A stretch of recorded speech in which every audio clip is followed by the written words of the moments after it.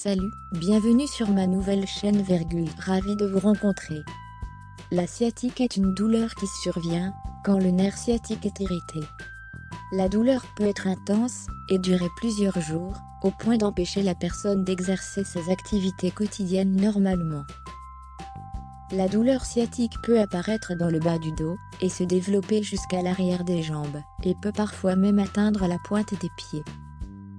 L'irritation du nerf sciatique se produit lorsqu'il est comprimé et qu'il subit une inflammation à cause d'une hernie discale, d'une sténose rachidienne, du syndrome piriforme, de lésions et parfois même de tumeurs. Quels sont les symptômes de la sciatique? La douleur peut se produire avec des intensités variables. La personne qui souffre de sciatique peut ressentir un léger picotement ou une sensation de douleur, mais elle peut aussi bien ressentir une douleur plus intense qui peut la gêner dans ses activités quotidiennes.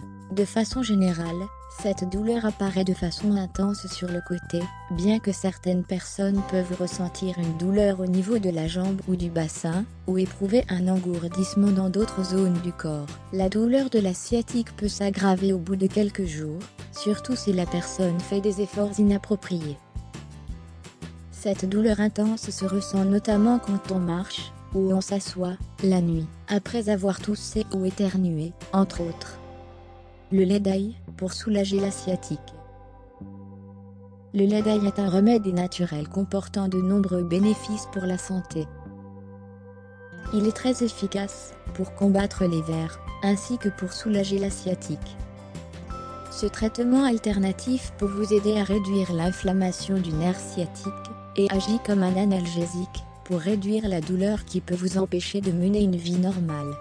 Nous savons que l'ail est un aliment très bénéfique, car ses propriétés antibiotiques et anti-inflammatoires nous aident à combattre différents types d'infections et de nombreux problèmes de santé.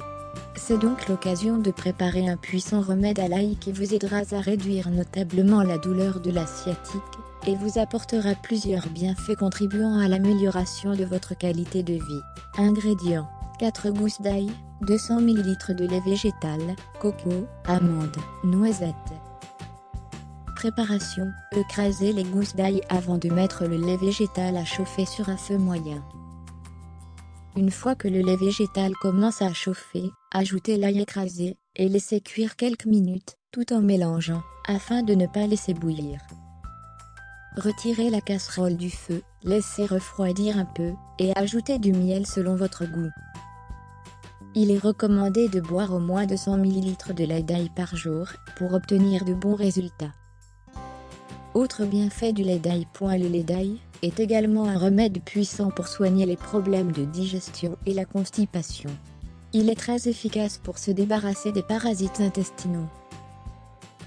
Dans ce cas, le mieux est de laisser reposer le lait environ 4 heures, et de le consommer pendant 10 jours l'estomac vide. Ce remède maison peut également s'utiliser dans les cas de toux sèche. Il est recommandé de le consommer la nuit juste avant d'aller se coucher, car il favorise aussi le sommeil. Les personnes qui souffrent d'asthme, de difficultés respiratoires, et d'autres problèmes pulmonaires, peuvent commencer à boire du lait d'ail, pour améliorer leur état. Dans ce cas, le lait doit se boire bien chaud, et de préférence avant de se coucher.